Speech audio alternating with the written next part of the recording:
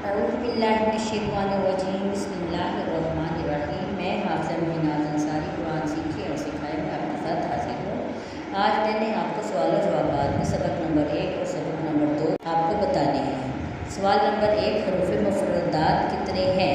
جواب، حروف مفردات 29 ہیں۔ سوال نمبر 2، حروف مستعلیہ کتنے ہیں اور کون کون سے ہیں؟ جواب، حروف مستعلیہ 7 ہیں اور وہ یہ ہیں: خ، صاد، ضاد، طا، ظا، غین، قاف۔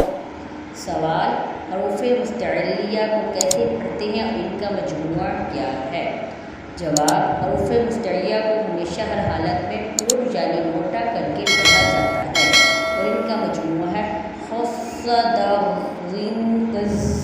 ہے۔ سوال، ہونٹوں سے ادا ہونے والے حروف کتنے ہیں اور کون کون سے ہیں؟